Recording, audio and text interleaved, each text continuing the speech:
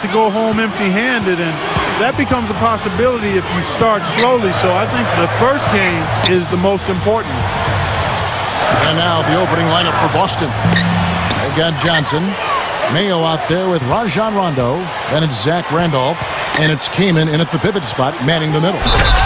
And for San Antonio, Antoine Jamison out there with Howard. Then there's World Peace. Then it's Tony Parker. And it's Kid Gilchrist in at the 2. The Spurs shooting their first free throw of the game right now. And they've made progress in that department from last season going into this one, guys. I mean, the numbers have improved. Now here's Randolph. Over Jamison. Randolph can't hit. Michael Kidd Gilchrist, member of that national championship winning Kentucky Wildcat squad. You know, a lot of people said he was the leader of that team, even as a freshman. And I think that's going to be the case for him in the pros. He's one of those guys who just has that natural leadership instinct. He's tough. He plays strong, plays hard every single night. And I think Doris Burke has something for us right now. Doris? Well, Kevin, Greg Popovich had a few moments to share with me. He said that slowing down Joe Johnson will definitely be a big key for them. He added, Johnson is so big and is able to shoot over the top of you. We just need to make sure that we're always right in his jersey, never losing track of him, and trying to force him into tough, contested shots. Guys, we'll see if they can slow him down. Thanks again, Doris. And, Steve, you touched on Kid Gilchrist's leadership qualities. He helped kick off a breakfast club at Kentucky for players that came in early to lift weights and work on their games. Yep, perhaps inspired in part by those championship Bulls teams of the 90s. That was their tradition. And Kid Gilchrist, a guy who I think will continue to find success at the NBA level, in part because he's a guy who understands the value of work and leadership. On defense, Boston. Parker, right side, over Rondo, and that one's good. Parker. Looks like he's trying to find a groove in this game. Just hasn't had it dialed in yet. Since Boston's resurgence, they've always done a great job against the Western Conference. Having the depth and the talent they do gives you a chance to do that, but last year it just wasn't the same. 6 to shoot, and finished off by Kaman. Tell you what, he's not going to win any high jump competition, so it's a good thing he doesn't have to go too far to get to the rim. I'm not sure he could, or any of us could slip a piece of paper under him when he takes off. It doesn't matter much, though, Kevin, because he's such a big man. I mean, if he gets positioned, forget about him.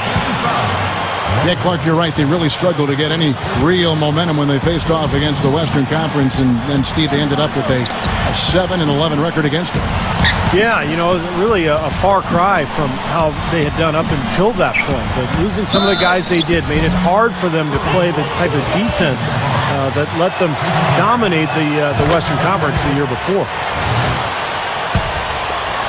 Well, for Chris Kaman, last season was a transition year for him. Traded from the Clippers to New Orleans, and then he was put on the trade block by the Hornets. I'm sure he's glad to leave that uncertainty behind with a more settled situation here. Parker's shot is off. Yeah, he's struggled with his shot this quarter, and he's got to find a groove somehow. Back to Johnson. Kicks it to Randolph, and it's Meta World Peace with the foul. That's his first foul.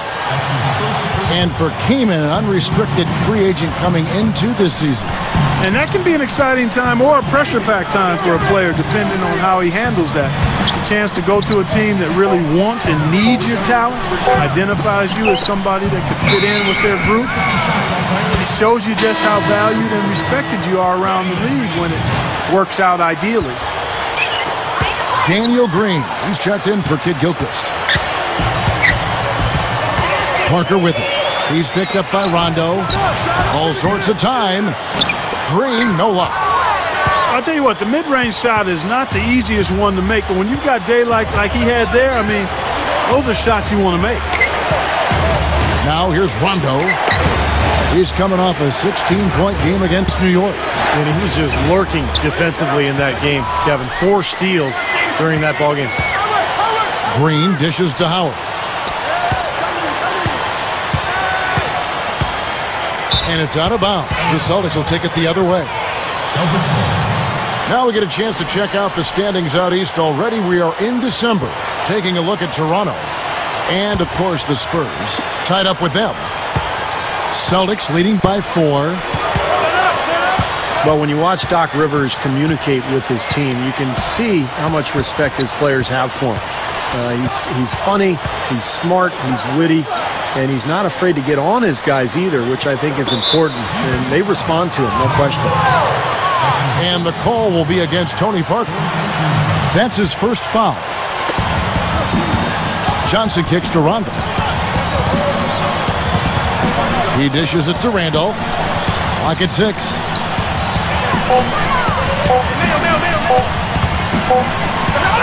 He drains it as the shot clock ticks down. Randolph's got his first points of the game. And for Coach Doc Rivers of the Boston Celtics, great charisma. Truly, Steve, a player's coach. He's very intuitive. I think the way he maneuvers around the profession and deals with his players. And it shows, Kevin, when we have those in-game clips, you know, when the coaches are mic'd up and sometimes we'll hear comments that Doc is making to his team. It's so great to listen to. He might be my favorite coach to listen to on the sidelines in those circumstances because he communicates so well. He's funny, but he gets his point across. He's tough. Just an amazing coach. The Spurs making a switch here. Kid Gilchrist has checked in. Green, no luck. Well, it was the Boston Celtics, their last game, a loss to New York. Their shot selection in that loss stood out to me, guys. Too much one-on-one play, not enough ball movement. It certainly was not an example of team basketball, Steve. I mean, there's no question about that. Mayo, and that's for 2. Can't can the J off the drops. Rondo against Parker. Here's Howard trying to get back on track, and he finishes at the rack. Howard's got 6. Celtics leading by 4. Rondo with the ball, averaging 10 points per contest. Mayo kicks to Johnson. Kid Gilchrist with the steal. And now running it up the court. Green pushing it all the way. Sinks that one from the post. I'm not sure which was better, the fast break or the steal that got it started. I think it was the defense, Steve, quite honestly. I mean, the whole play isn't even possible if he doesn't make the steal. Amir Johnson's checked in for the Spurs. Now here's Rondo.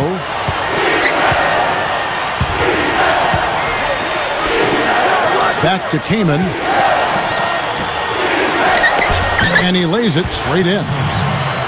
Kaman's got his second basket of the night. I like the way they got the ball inside there. Parker against Rondo. Right side Green. This one for 3. And it's good on the assist by Parker. Green's got 6. That's going to be important for this team to fight over the top of screens defensively. Yeah, you got to tag him and stay right close to him because with his touch, he doesn't need much space to get his shot off. So the Celtics call timeout, their first. And against San Antonio here for the second time this season. Yeah, that last meeting, they won the game, and remember, it was a huge day for the bench. I mean, they got some key points from their reserves. Some changes for Boston. Ed Davis is checked in for Kaman. Morrow comes in for Joe Johnson. And it's Avery Bradley in for Rajon Rondo. Now here's Bradley. 9 points last game out. Here's the 2K leaderboard. These teams have been fantastic from three-point land in the last 10. Number 1, the Celtics. They've been really pleased, Kevin, with their three-point game. It's working better for them thanks to some adjustments they've made in their transition game. Dan Gadzarich, he's checked in for Dwight Howard. Steve talked about the contribution they got from their bench in winning this matchup last time, Clark, and it was a great game for them in that regard. Kevin, it really was. I mean, the depth they have was apparent on that day. I mean, there was no drop-off when they went to their bench, and the coach has to be extremely confident knowing that his reserves can handle their weight. Well, he's a shot blocker. Kevin, because of his great timing and explosive lift. Amir Johnson has a lot of talent as a big man, particularly at the defensive end of the floor. And the offensive end, he's relentless in pursuit as well. He's always trying to muscle his way toward the rim, to tip in his shot. Spurs have gone 6 of 14 shooting the ball since the start of the game. We saw them play a really determined game when it came to chasing down rebound, getting the 50-50 balls, getting good second chance opportunities. I mean, you love that kind of aggressiveness. That was impressive. Yeah, they worked so hard at both ends of the floor on the glass, and I thought their effort really made the difference in the end. Here's Bradley, following the score by Tony Parker. And here's Bradley, averaging 6 points per contest. Just 5 on the clock. The Celtics need to get a shot off. Here's Randolph. Rebound by Tony Parker. From the start, seemed like they were out of sync. They waited too long to get into their action. Yep, that's exactly right. And that led to a very disjointed offensive possession. Now here's Parker. A 29-point game for him in the win against Minnesota. And his work on the glass is certainly noteworthy. And he contributed in a number of ways. Here's Green. Back to Parker. The second chance effort. Oh, that's blocked. This just has not been his day so far.